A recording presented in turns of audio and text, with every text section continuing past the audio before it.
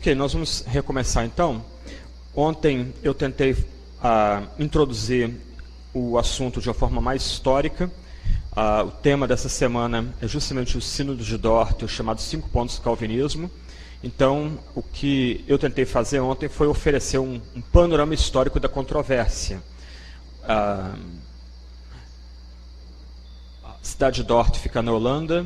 A controvérsia começou justamente dentro da Igreja Reformada holandesa. O que estava em jogo, aparentemente, era defender Deus da acusação dele ser o autor do mal, por conta daqueles debates infralapsarianismo, supralapsarianismo, e essa tensão acabou gerando esse chamado sínodo, que é um sínodo, foi talvez o último grande sínodo internacional da história da Igreja, onde pastores, teólogos da Alemanha, da própria Holanda, da Inglaterra, estiveram ali presentes, da Suíça também estiveram presentes ali, durante alguns meses, uns 5, 6 meses, para elaborar os chamados cânones de Dort, da onde vem o que a gente conhece como os 5 pontos do calvinismo, resumidos naquele acróstico chamado TULIP. Hoje nós vamos tratar da primeira letrinha do acróstico, que é a total depravação. Então eu quero mapear com vocês a chamada teologia do pecado. Amanhã eu quero tratar da doutrina da eleição junto com a doutrina da expiação particular, ou eficaz, ou limitada. A gente vai debater um pouco esses diferentes vocábulos aí que são usados para descrever a chamada obra da expiação de Cristo. Na quinta-feira nós vamos tratar da conversão e da graça eficaz, do chamado irresistível. Na sexta-feira a gente trata da perseverança dos santos. Algumas palavras introdutórias aqui. Ontem eu falei muito rapidamente da mudança filosófica que também está por trás do debate, uma perspectiva platônica sendo modificada para a perspectiva aristotélica. Eu, na verdade, eu só mencionei isso de passagem, nem desenvolvi detalhes essa questão, mas ontem eu estava tentando mostrar para vocês que os nossos debates teológicos eles são ancorados num contexto histórico, também no contexto social. Há questões políticas muitas vezes por trás dos nossos debates e também há questões filosóficas por trás desses debates também. Uma crise que eu tenho algumas vezes com o estudo da história da Igreja, e eu já cometi esse erro também, é tentar isolar a história da Igreja da história maior, onde essa comunidade de fé está inserida. Então, o que eu tentei fazer ontem foi justamente inserir os debates de Dort dentro desse contexto mais amplo, mostrando que as questões que estavam em jogo por trás do sínodo não eram apenas questões teológicas, mas tinham a ver com questões territoriais, questões sociais, questões políticas. Os reformados, os calvinistas, eles eram mais de camadas sociais mais baixas, eram bem fortemente arraigados com o país, bem nacionalistas. Os arminianos eram das camadas sociais mais elevadas, pessoas ligadas à aristocracia holandesa, pessoas que não tinham muito problema em reatar relações políticas com a Espanha, que era vista como um reino tirano, de onde a Holanda havia sido libertada pouco antes. Então, por trás de todo o debate teológico, por trás de toda a controvérsia teológica, há outras questões envolvidas também. A questão é a doutrina, havia a questão essencial da busca pela salvação, é o que está em jogo na superfície, mas olhando por baixo dessa ponta, você tem outras questões também presentes ali, o controle da igreja. O Estado tem o direito de controlar a igreja?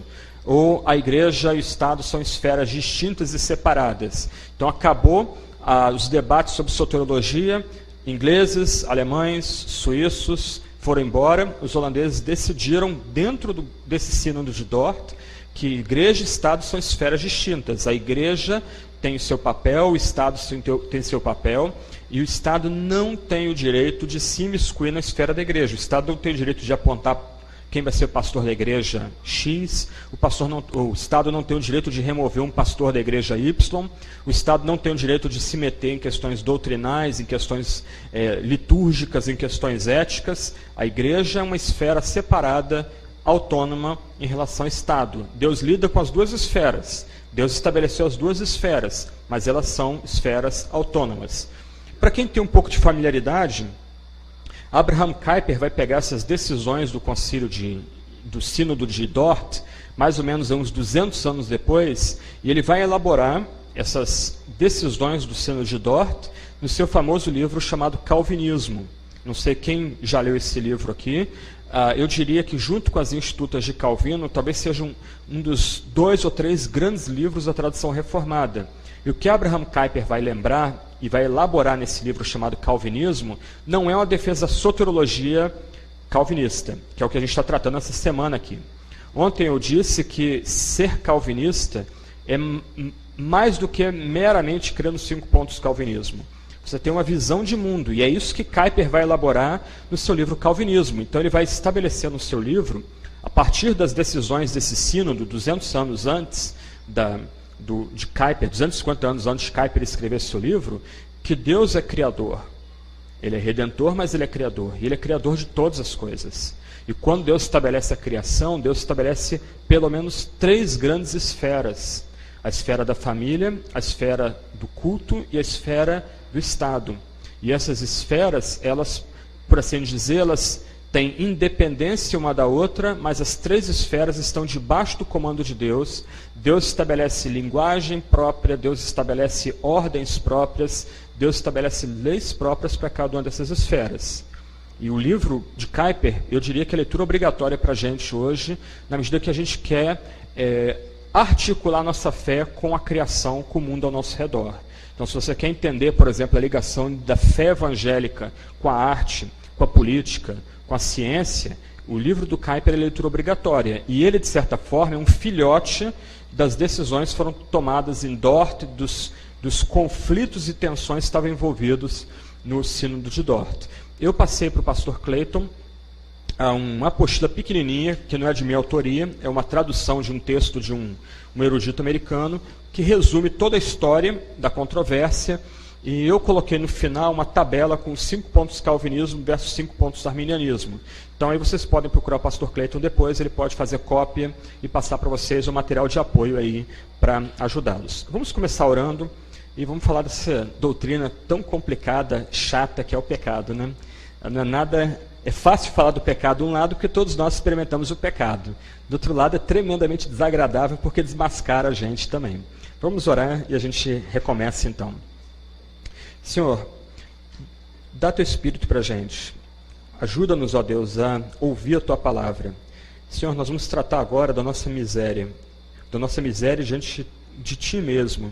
Ó Deus, dá-nos humildade para ouvir a voz da tua palavra. Dá-nos humildade para aprender da tua palavra. Ó Deus, dá-nos humildade para, a partir da tua palavra, repudiarmos nosso pecado, odiarmos o pecado onde quer que ele se manifeste. Do outro lado, amar intensamente a tua cruz, porque é por meio dela que somos salvos, e é por meio de nosso Salvador Jesus que oramos. Amém. Ok, antes de entrar propriamente dito na doutrina do pecado, eu preciso fazer uma declaração básica aqui. Qual é essa declaração? No princípio, Deus nos criou todos à sua imagem e semelhança. E Deus, no princípio, criou-nos todos muito bons, sem pecado. Esse é um ponto importantíssimo quando a gente considera toda a doutrina da humanidade para afirmar. Uma tendência nossa, muitas vezes, é gastar muito tempo, por exemplo, pensando em como Deus criou os céus e a terra, que não é a matéria da Bíblia. A Bíblia não trata dessa questão que a ciência trata, que é algo da ciência, e muitas vezes a gente esquece de focar a nossa atenção naquilo que a Bíblia realmente tem a dizer sobre a chamada coisa criada. Então, uma declaração inicial importantíssima é lembrar que, ainda que a gente não tenha experimentado esse estado, nossos primeiros pais, Adão e Eva, e nós, neles, tendo-os como nossos representantes, nós fomos criados muito bons. Há um filme, já antigo, chamado Grand Canyon, com Steve Martin. É um filme, acho que final da década de 80, começo da década de 90. Ele tem uma cena muito interessante. há um blackout na cidade de Los Angeles, e o personagem do Steve Martin, ele tenta pegar um atalho para chegar na casa dele, ele entra num bairro mais barra pesada, e o carro dele morre naquele bairro. E ele fica morrendo de medo ali, o carro está ali arriado, ele liga para um guincho, e ele fica esperando o guincho. Nesse meio tempo, alguns marginais cercam o carro dele, e começam a ameaçá-lo, dizendo que vão depenar o carro, vão ameaçando a vida dele. Enquanto eles estão ali, chega o guincho. E quem está no guincho é o Danny Glover, aquele ator famoso que fez Máquina Mortífera. E o Danny Glover, ele para o guincho, começa a descer aquele braço mecânico, coloca o braço mecânico embaixo do carro, ele está fazendo o trabalho dele. E os marginais param, todo mundo fica meio boquiaberto com a aparente ousadia do Danny Glover, e dizem, cara, o carro é nosso agora. O cara perdeu, o branco perdeu, o carro é nosso. Pode ir embora. E o Danny Glover levanta a camisa, tem uma pistola automática embaixo da camisa e diz o seguinte, olha, eu posso usar isso aqui. Vocês não têm isso, eu tenho. Mas vocês já pensaram que essa situação não era para ser assim? Vocês não estão ajudando ele aqui. Vocês vão assaltá-lo. Ok. Essa noção de não era para ser assim, ela ilustra bem o drama da nossa humanidade. De um lado, todos nós experimentamos pecado. O meu professor de teologia dizia que era a única doutrina que não precisava ser provada. Se nós tivermos vergonha na cara, a gente vai reconhecer que todos somos maus e pecadores. E mesmo justificados por Cristo, a gente continua lutando com o pecado e com a maldade. Mas, do outro lado, não há em todos nós uma espécie de memória ou lembrança de algo idílico. Quando a gente lê uma situação trágica, parece que nossa memória nos arrasta a um tempo que a gente não viveu e parece que a gente suspira, olha, já foi melhor, ou não era para ser assim. Por que isso? Porque ainda que a gente não tenha provado o jardim, ainda que a gente não tenha experimentado Gênesis 1 e 2, todos nós estávamos em Adão. E nele nós fomos criados homens e mulheres à imagem e semelhança de Deus, fomos criados homens e mulheres sem pecado e como coroa da criação. Então, antes de falar de pecado, é necessário falar da nossa dignidade em como Deus os criou como homens e mulheres, à sua imagem, à sua semelhança. Como Deus estabeleceu o homem e a mulher como seus vice-regentes. Você já imaginou que privilégio? Homem e mulher são colocados no paraíso, naquele ambiente idílico, naquele santo jardim, para serem os vice-reis da criação. Homens e mulheres, à luz de Gênesis 1, 26 e 27, foram criados para serem, ou para terem culto, para celebrarem a Deus, para terem comunhão com Deus, para viverem intimidade com Deus. Homens e mulheres foram criados para constituir família, para crescer, se multiplicar, se procriar. Homens e mulheres foram criados para dar ordem à terra, dar nome aos animais do campo, dar significado para o novo jardim, não só para arar o campo, mas para cuidar, para dominar, para ter poder. Só que a situação mudou. Alguma coisa bagunçou profundamente esse quadro. Mas a primeira questão que a gente tem que lembrar é que nós fomos criados à imagem e semelhança divina. É isso que confere dignidade ao pior pecador. Isso que confere também responsabilidade ao pior pecador. E aqui um comentário paralelo, um grande desafio para nós crentes é retomar essa noção da responsabilidade moral de cada indivíduo. Nossa sociedade, por uma série de razões filosóficas, sociológicas, que não vem ao caso agora, ela simplesmente minou completamente essa noção de que nós somos moralmente responsáveis pelas decisões que tomamos. Você vê isso muitas vezes em crimes. O advogado de defesa sempre vai tentar levantar uma série de dúvidas razoáveis e arrazoados para tentar mostrar que o facínor, o criminoso, o malvado, ele não teve a culpa do que ele fez.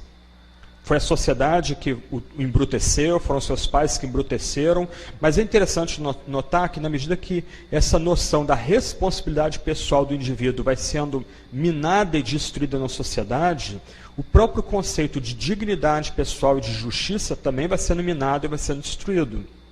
Por exemplo, de um lado, o criminoso ele tem uma série de salvaguardas e proteções, mas quem fala pela vítima? O criminoso, bom, ele puxou uma arma, ele conseguiu uma arma, ele matou fulano, matou cicrano, matou beltrano, mas olha, ele veio da favela, ele era carente, o pai dele o violentou, a mãe não deu amor para ele, foi criado pela avó, cedo já estava no tráfico. E as vítimas? Quem fala pelas vítimas? Quem dá voz às vítimas? A vítima foi um mané, estava no lugar errado, hora errada, passa para outra, vamos contar outra história. Então, na medida que essa noção de responsabilidade vai sendo minada, a própria dignidade do ser humano vai sendo minada também. Morre-se muito fácil no nosso país. Aliás, mata-se muito fácil no nosso país. Mas por quê? Porque perdeu-se a noção de que o ser humano ele tem uma dignidade intrínseca, inerente a si mesmo. Ok? Isso é baseado no quê? Em Gênesis 1 e Gênesis 2. E disse Deus, façamos o homem à nossa imagem, conforme a nossa semelhança, domine ele sobre os peixes do mar, sobre as aves do céu, sobre o gado, sobre os animais selvagens e sobre todo animal rastejante que se arrasta sobre a terra. E Deus criou o homem à sua imagem, a imagem de Deus o criou, homem e mulher os criou. E aqui, dois outros itens importantes, antes de a gente tratar de pecado. Deus criou o ser humano, primeiro, com diferenças psicológicas e biológicas. Deus criou o ser humano, homem e mulher. E ambos, segundo ponto, homem e mulher são a imagem de Deus. Não é o homem que é a imagem de Deus, como alguns teólogos medievais sugeriam. A mulher seria reflexo do homem, o homem seria a imagem de Deus. O texto está lembrando que homem e mulher foram criados, homem e mulher juntos partilham a imagem e semelhança divina. Essa é outra noção importantíssima hoje na nossa sociedade, em que rapidamente vai criando a noção de androgenia como um ideal para a humanidade, isto é, as diferenças psicológicas e biológicas entre homem e mulher são minadas e destruídas. Deus criou homem e mulher, ambos juntos são a imagem de Deus. E aí entra um segundo ponto aqui. Homem e mulher têm igual dignidade diante de Deus. Porque ambos foram criados pelo próprio Deus, homem e mulher, e ambos juntos partilham a imagem e a semelhança divina. Então, não é a mulher ser pastora ou ser presidente, CEO, que dá dignidade à mulher. A mulher já tem dignidade per si, pelo que ela é. Porque ela foi criada à imagem e semelhança junto com o homem. Deus criou ambos e os dois têm imagem e semelhança. E isso é interessante, porque alguns dos debates do nosso tempo sobre ordenação feminina partem da seguinte premissa. Olha, a mulher lá fora já é presidente, ela já é diretora, e a igreja não dá dignidade à mulher porque não permite que a mulher seja pastora. Mas qual o argumento que está por trás, qual é o ponto que está por trás desse argumento? Olha, a mulher só tem dignidade se ela fizer alguma coisa. Se ela trabalhar, ela tem dignidade. Se ela não fizer nada, ela não tem dignidade. Mas para a teologia bíblica, a mulher já tem dignidade igual ao ser humano pelo que ela é.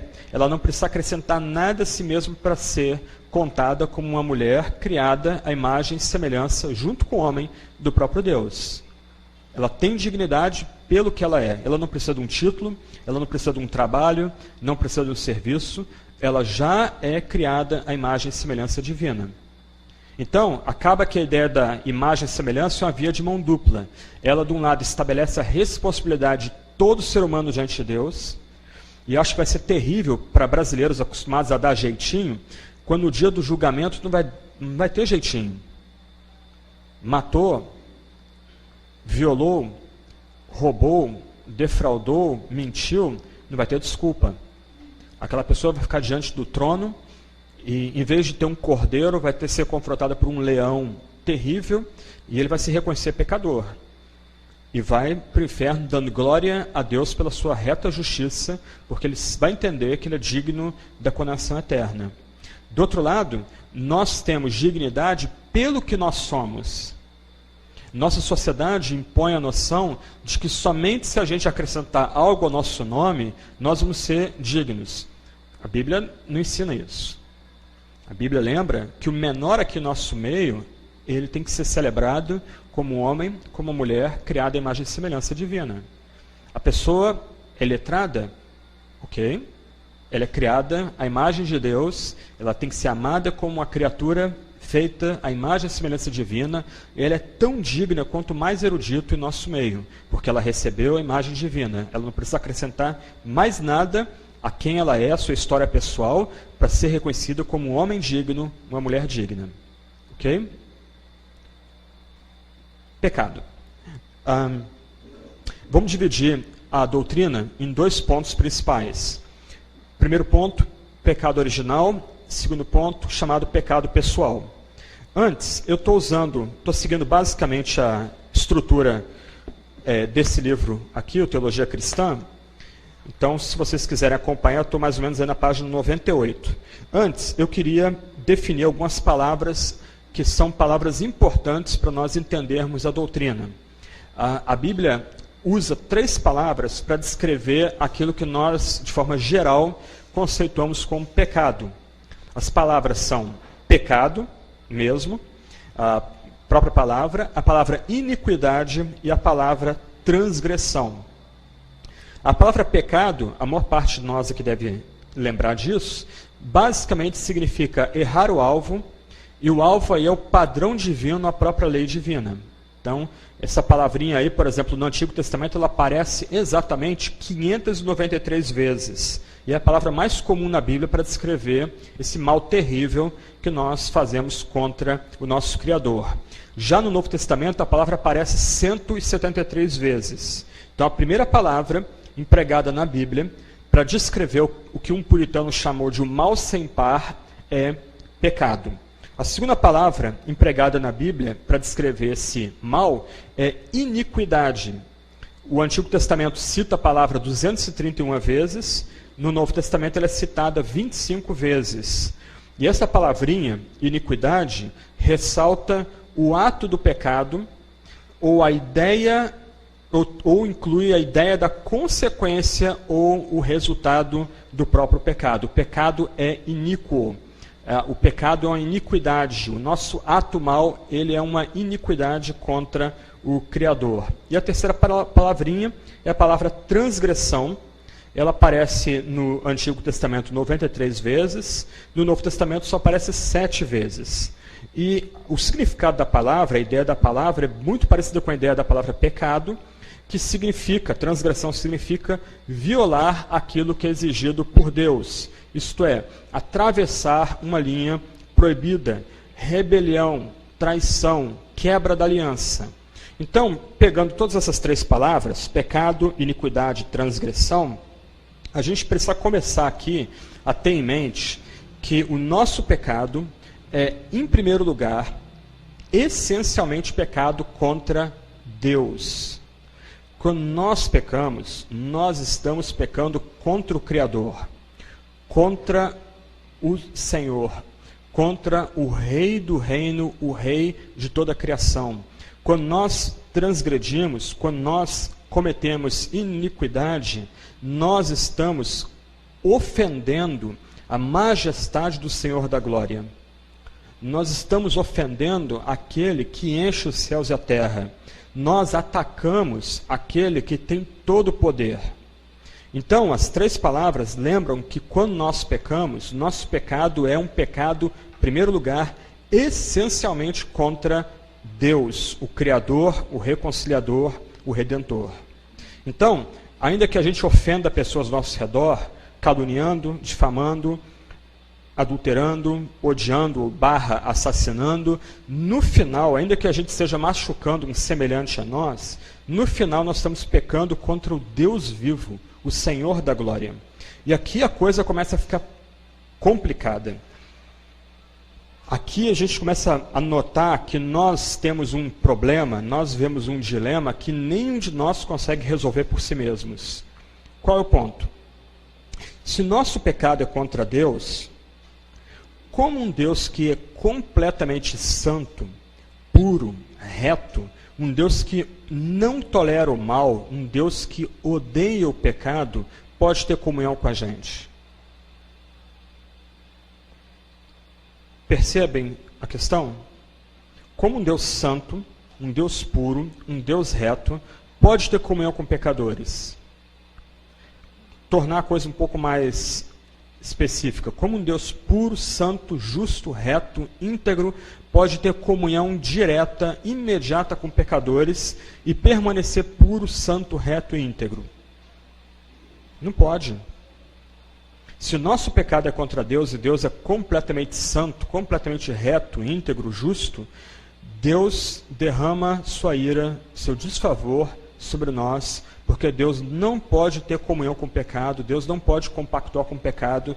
Daí a necessidade de Jesus, verdadeiro Deus, verdadeiro homem, encarnar, nascer da Virgem por obra do Espírito Santo, padecer nessa terra, morrer e ressuscitar por amor a pecadores. E a gente vai tratar disso aí amanhã à noite.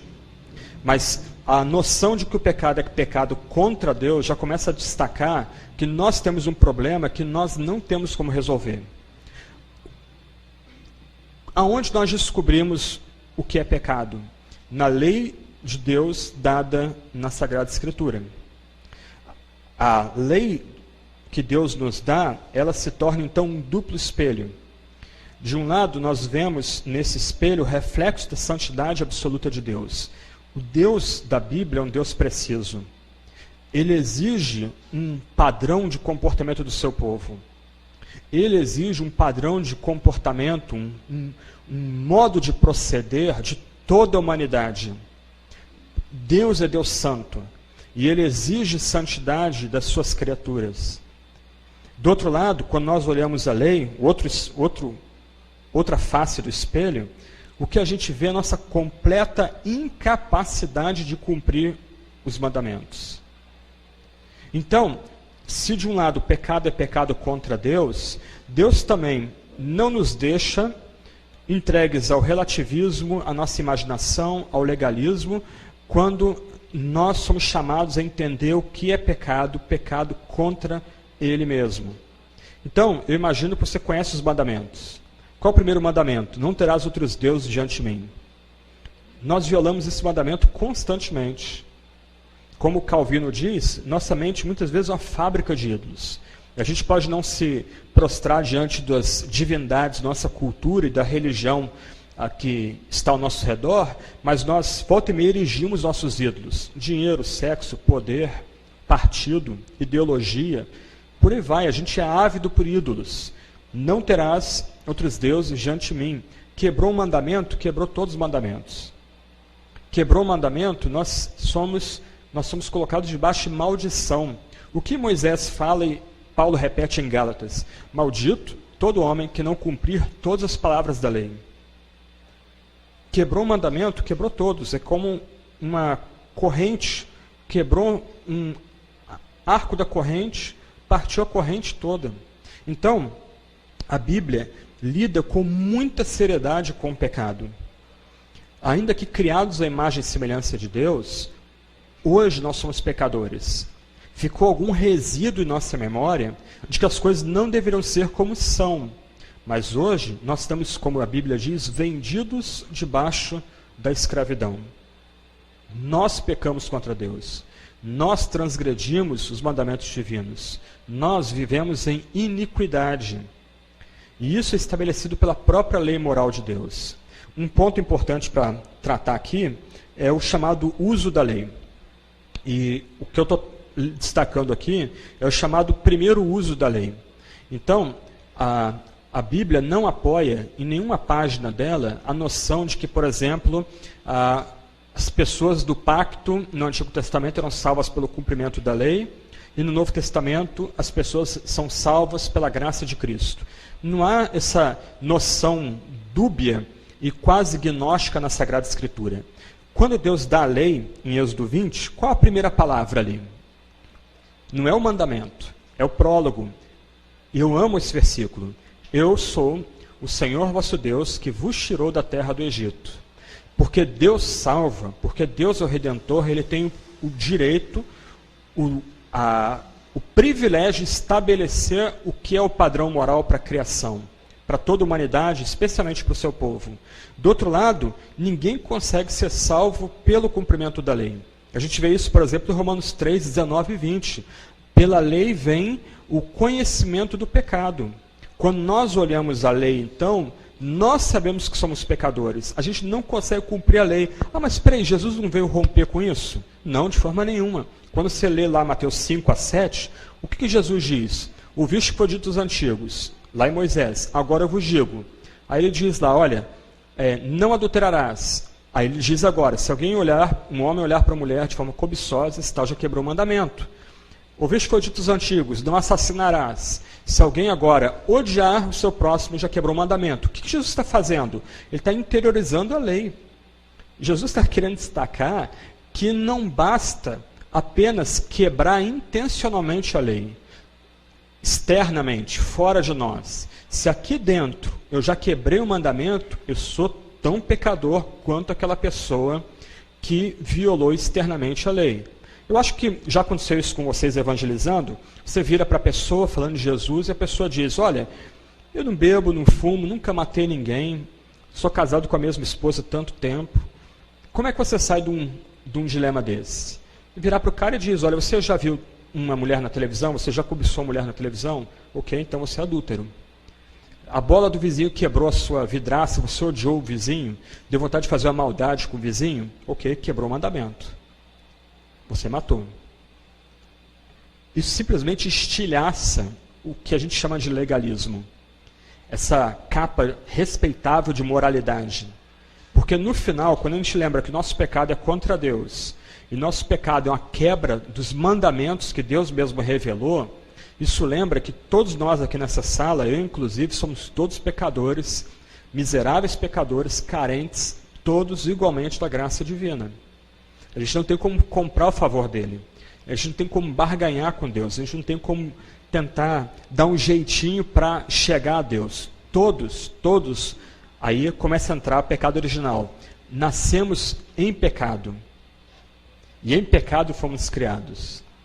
Ok? Pecado original. Eu não vou entrar nos debates históricos. Ontem eu já falei um pouquinho sobre pelagianismo, a posição de Armínio, mas tradicionalmente, antes mesmo de Agostinho de Hipona, famoso bispo lá do norte da África, a igreja já falava da origem do pecado. E a noção de pecado original, ela quer destacar da onde veio o pecado. Qual a sua origem? Qual a sua raiz? De onde ele veio? Então, a noção aqui é destacar que houve um tempo que o pecado entrou na criação. Então, Gênesis 1 e Gênesis 2 tratam da criação. Gênesis 3 até Apocalipse 20 trata da luta entre a queda e a redenção. Gênesis 21 e 22 remete a gente à renovação de todas as coisas, à restauração da criação. Mas a partir de Gênesis a partir de Gênesis 3, algo aconteceu. Alguma coisa ocorreu na história que mudou todo o relato da criação de forma dramática. Até então, tudo era idílico. Até então, tudo era literalmente paraíso. Só que alguma coisa agora mudou. O que mudou? O primeiro casal, nossos cabeças, nossos representantes, eles deliberadamente desobedeceram a Deus, comeram da árvore do fruto do proibido. Eles, por assim dizer, quiseram a deificação, quiseram a sua divinização, e com isso, não só foi atribuído a eles pecado, como foi atribuído pecado a toda a sua geração, e eles agora foram banidos, foram expulsos do paraíso. Como é que a gente entende essa história? À luz do Novo Testamento. E aí a gente tem que ir para Romanos capítulo 5, versos 12 a 21, que talvez seja a mais importante exposição da ligação do pecado de Adão com o nosso pecado. Eu queria ler essa passagem com vocês aí.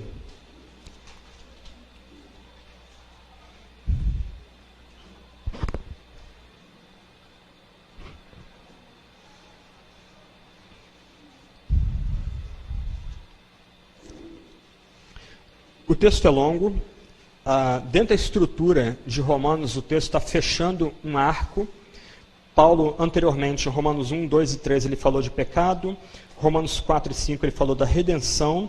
E aqui ele está resumindo todo o argumento anterior. Só que o texto é longo e a estrutura do texto é complicada. Eu vou tentar ler o texto, destacando as divisões presentes nessa passagem. Paulo começa: portanto, assim como por um só homem entrou o pecado no mundo e pelo pecado a morte, assim também a morte passou a todos os homens porque todos pecaram. A minha sugestão é que seja colocado 3 pontinhos ao final do verso 12, porque Paulo vai interromper o seu argumento e só vai retomar o seu argumento no verso 18. Ele quer esclarecer alguns pontos que ele começou a tratar no verso 12 aí. Ele começa a falar no verso 13 e 14 do que é pecado. Porque até o regime da lei, isto é, a lei dada no Monte Sinai, havia pecado no mundo, mas o pecado não é levado em conta quando não há lei. Entretanto, olha a ligação entre pecado e morte, inclusive aí. Entretanto, reinou a morte desde Adão até Moisés, mesmo sobre aqueles que não pecaram à semelhança da transgressão de Adão, o qual prefigurava aquele que havia de vir. Aí Paulo fechou a explicação do que é pecado, mencionado no verso 12, versos 15 e 16, e depois, versos 15 a 17, ele faz um parênteses. De um lado, ele estabelece a similitude entre Adão e Cristo. E ele vai voltar a desenvolver isso nos versos 18 em diante. O que um fez tem consequência para todos, muitos. O que Adão fez tem consequências para toda a humanidade. O que Cristo fez tem alguma ligação com, verso 17, todos aqueles que o receberam. Paulo esclarece o que é pecado e agora faz as diferenças. O que Adão fez e qual foi a funesta herança que Adão legou para a posteridade. O que Jesus fez e qual é a herança que ele lega àqueles que o recebem. Todavia, não é assim o dom gratuito, como a ofensa. A graça é superior. Porque se pela ofensa de um só morreram muitos, muito mais a graça de Deus e o dom pela graça de um só homem, Jesus Cristo, foram abundantes sobre muitos. O dom, entretanto, não é como no caso em que somente um pecou, porque o julgamento derivou de uma só ofensa para a condenação, mas a graça transcorre de muitas ofensas para a justificação. Se pela ofensa de um e por meio de um só reinou a morte, muito mais os que recebem, entre parênteses, pela fé, a abundância da graça e o dom da justiça, reinarão em vida por meio de um só, a saber, Jesus Cristo. Agora Paulo estabelece a diferença entre Adão e Cristo e mostra a superioridade da obra de Cristo sobre a obra de Adão. Verso 18, Paulo volta ao verso 12. Pois, assim como por uma só ofensa havia o juízo sobre todos os homens para condenação, assim também por um só ato de justiça veio a graça sobre todos os homens que creem, verso 17, para a justificação que dá vida. Paulo agora resume todo argumento.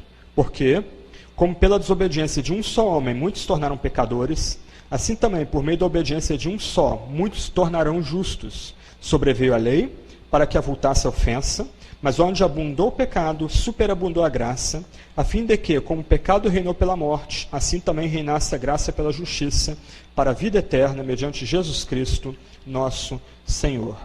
Qual é o ponto dessa longa passagem? Paulo vai repetir o argumento em 1 Coríntios 15, e o autor de Hebreus vai tocar de passagem no argumento, de forma quase tangenciando o argumento em Hebreus capítulo 7. Qual é o ponto aqui de Paulo? O ponto é que toda a história da redenção, de Gênesis e Apocalipse, pode ser resumida em 2 personagens históricos, Adão e Cristo. O que cada um desses personagens fez teve consequências para toda a humanidade. Adão caiu, toda a humanidade cai com ele. Qual a prova disso? Todos morrem. Então, aqui a gente começa a ver quão dramático é o pecado, quão terrível, quão maligno é o pecado. Quando o nosso primeiro pai caiu, Deus diz, certamente morrerás. Essa morte se refere a 3 diferentes tipos de morte. Primeiro, Adão morre espiritualmente ali. Segundo, é prometido a Adão, por assim dizer, que ele vai morrer fisicamente. E o mais terrível, terceiro lugar, se ele não provar vida espiritual, Adão vai morrer eternamente. E todos que estão em Adão e permanecem em Adão provam essas 3 mortes. Primeiro, morte espiritual. O ser humano, a partir de Adão, a partir da queda, do pecado de Adão, ele não consegue mais por si só se relacionar com Deus. Ele não tem mais prazer no Criador. Ele não tem mais amor pelo Criador. Ele não busca o Criador pela glória e pelo prazer do Criador. Segundo, estamos todos fadados a provar a morte física. O último inimigo, o mais terrível inimigo. E a morte física entra na criação por causa do pecado de Adão. Nós não fomos criados para a morte. Quando Jesus vai ressuscitar Lázaro, por que ele chora? Não é por causa de uma suposta falta de fé das irmãs de Lázaro. Jesus chora por causa da estupidez da morte. Quando Jesus está no Getsemane, qual a oração de Jesus? Afasta de mim esse cálice, mas não seja feito o que eu quero, mas o que tu queres. A morte é terrível, é uma ruptura. Na escala de 0 a 100, é a experiência humana mais devastadora, mais tensa, mais bruta. Nós não fomos criados para a morte, mas a morte há de ser vencida, se nós, nesse lado da existência, provarmos vida espiritual. Aqueles desse lado da existência que não provarem uma renovação espiritual, para voltarem a ter intimidade com o Criador, a terem amizade com o Criador, provarão a morte eterna. Para usar a velha e terrível palavra, serão banidos para o inferno. Lago de fogo e enxofre. Um local onde o verme nunca morre, o fogo nunca se apaga. Um lugar de pranto e ranger de dentes. E é isso que não deixa um cristão ser cínico ou ficar louco num mundo louco como o nosso. Você lê em jornal. Ontem eu citei reportagem de corrupção em Brasília envolvendo até evangélicos.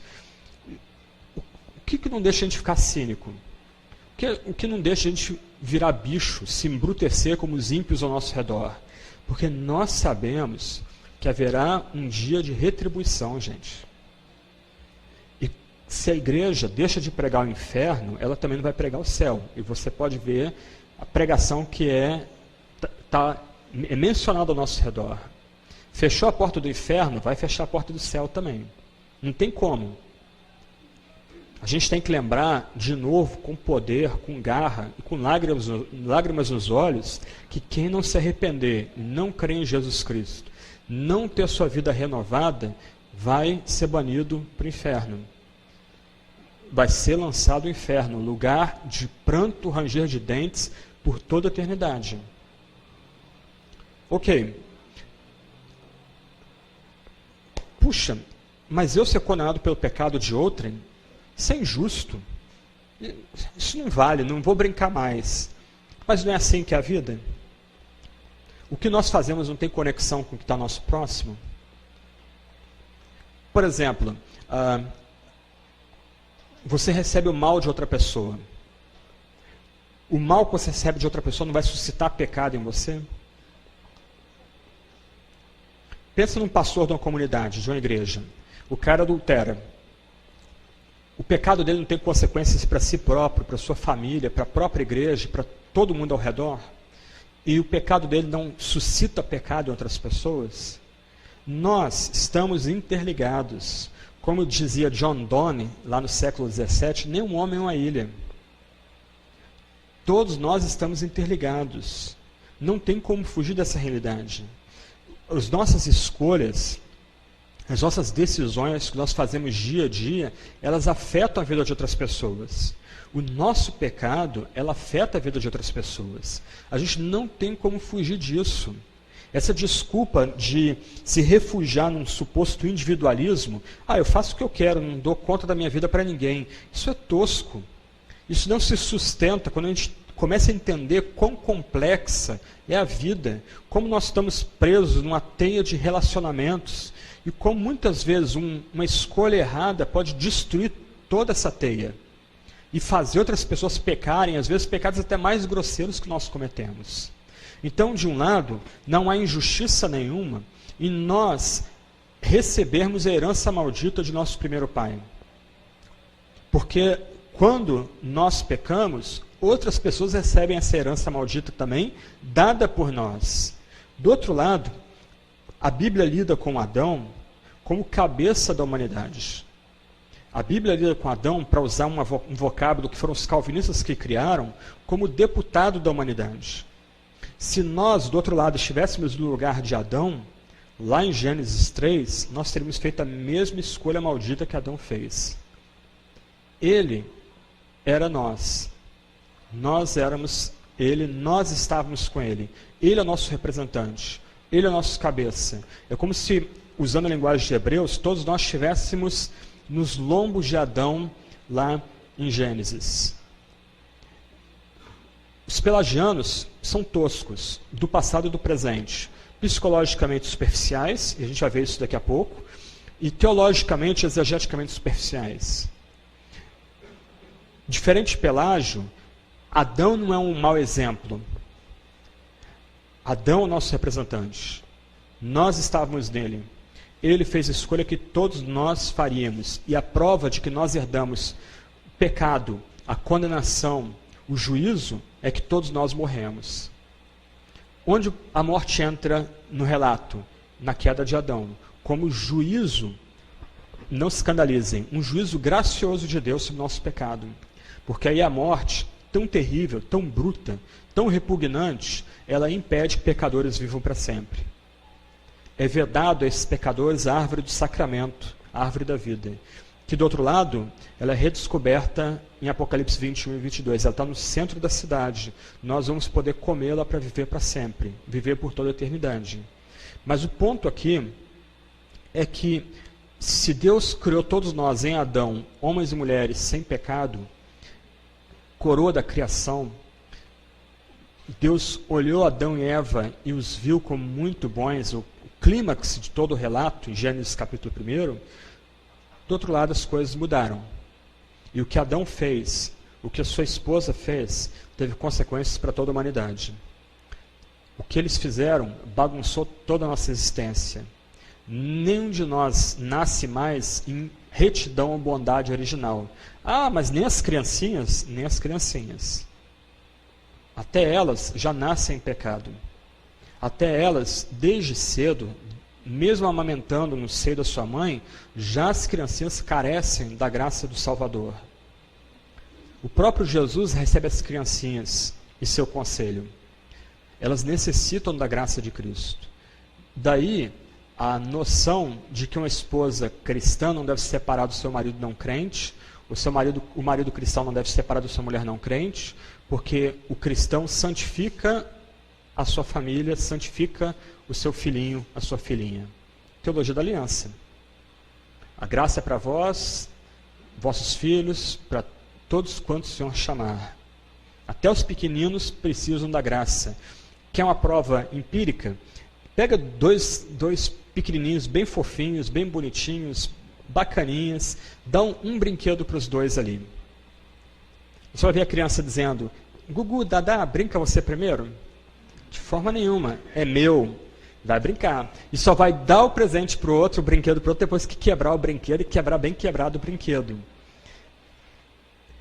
Do outro lado, presta atenção, se você não entende que mesmo pequenino é pecador, você cedo incute no pequenino a moral dúbia, ambígua. A arte do pequenino, com 3, 4 anos, é uma gracinha. Com 5 anos, aí é pecado, desobediência e ofensa contra o pai. Você acha que o pequenino não saca logo essa ambiguidade desde cedo? A gurizada é inteligente pra caramba. E eles são mestres em manipular os adultos e os pais, os responsáveis, desde cedo. De onde vem isso? Dessa ambiguidade nossa em rir do que é pecado até uma determinada época e depois achar feio aquele pecado. Todos fomos nascidos e criados em pecado. Qual a ligação entre o pecado original e o pecado que nós cometemos hoje? Davi expõe isso no Salmo 51, versos 3 a 5. A ligação aqui é brilhante. Alguém já disse que alguns crentes no passado pintavam esse salmo de preto. Tão dramático é o salmo, carga emocional tão dura. Você lembra do contexto? O rei que é amado por Deus não só adultera, mas assassina um dos seus guarda-costas mais fiéis. E lá pelas tantas, esse homem quebrado, compungido, humilhado, ora: pois eu conheço as minhas transgressões, e o meu pecado está sempre diante de mim. Pequei contra ti e contra ti somente, fiz o que é mal perante os teus olhos, de maneira que serás tido por justo no teu falar e puro no teu julgar. Gente, isso aqui é um murro no estômago. O nosso herói aqui, o rei Davi, ele é de uma honestidade brutal e comovente. Ele está usando aquela palavrinha, né, que a lei de Deus é um caminho reto, e ele está lá, ó, quebrando o caminho, cortando o caminho. E ele diz lá: conheço as minhas transgressões e o meu pecado. Ele errou o alvo. Esse errar o alvo está sempre diante dele. Aí olha o verso 4. No final ele transgride e peca contra quem? Contra o Deus vivo, o Deus do pacto, o Deus da aliança, o Deus que fez promessas a esse homem. Aí verso 5. Eu nasci na iniquidade e em pecado me concebeu minha mãe. O salmista faz uma ligação entre a origem do pecado em Adão, o fato de que todos nós agora nascemos em pecado por causa do pecado de Adão, com o fato de que ele peca, com o fato de que nós aqui pecamos. Por que nós pecamos hoje? Por causa do pecado do nosso primeiro pai. Ah, mas isso é injusto. Mais uma vez, não é injusto. Porque quando nós pecamos, nós também legamos às pessoas ao nosso redor maldição, condenação, transgressão. Do outro lado, se qualquer um de nós, eu mesmo, estivesse no lugar de Adão, eu faria a mesma escolha maldita que Adão fez. Eu escolheria querer ser como Deus. Que loucura! E desobedecer a palavra de Deus não toca nesse fruto. Ok? Vamos parar um pouquinho.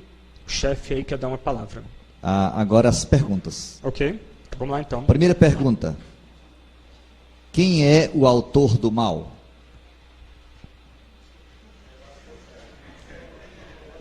Como eu gosto muito de uma frase do Augustus Strong, ele diz mais ou menos o seguinte na teologia sistemática dele: Deus criou um anjo bom, esse anjo bom se tornou o diabo. Então a Bíblia nunca atribui a Deus como autor do mal, isso é uma blasfêmia. Do outro lado, a Bíblia lembra que o mal está debaixo do controle de Deus, o mal não é uma força autônoma, o diabo é o diabo de Deus. Então, o mal só vai até onde Deus estabeleceu. Nesse sentido, tornar a coisa um pouco mais escandalosa aqui para vocês, não há nenhum conceito de vontade permissiva na Bíblia. Ah, Deus permitiu o mal. Isso não existe na Bíblia. Deus usa o mal. Vamos tentar ilustrar isso aqui. E eu vou citar 2 textos bíblicos para encerrar esse ponto aqui. A ideia aqui é que o diabo, o pecado, a maldade é como um cachorro raivoso. E a imagem aqui é de Agostinho. Esse cachorro raivoso só vai até onde a corrente permite. Colocando de outro lado, você pode pensar, e o diabo é assim, como inimigo fanático. Mas ele só vai até onde o Senhor da criação permite. Ele acha que ele tem autonomia, ele acha que ele pode vencer, que a história é um livro aberto, só que ele só vai até onde Deus estabeleceu.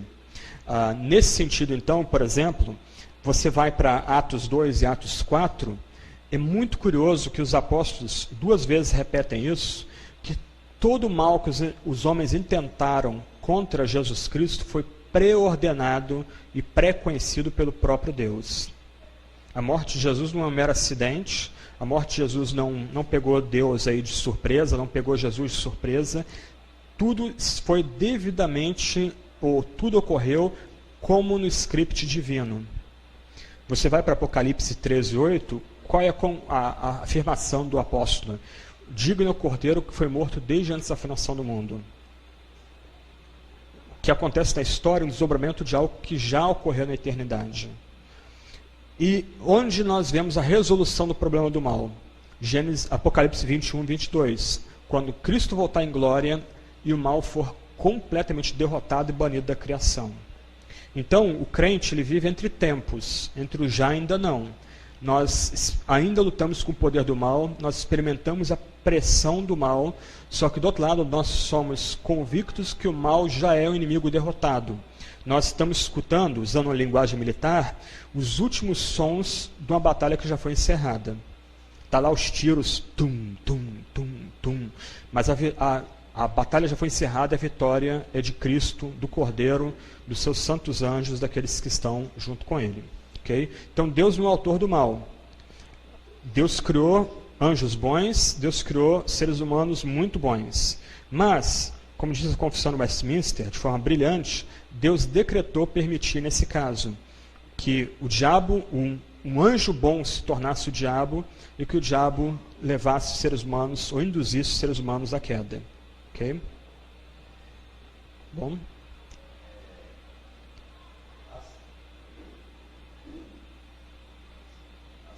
Microfone. Segunda pergunta. Ok.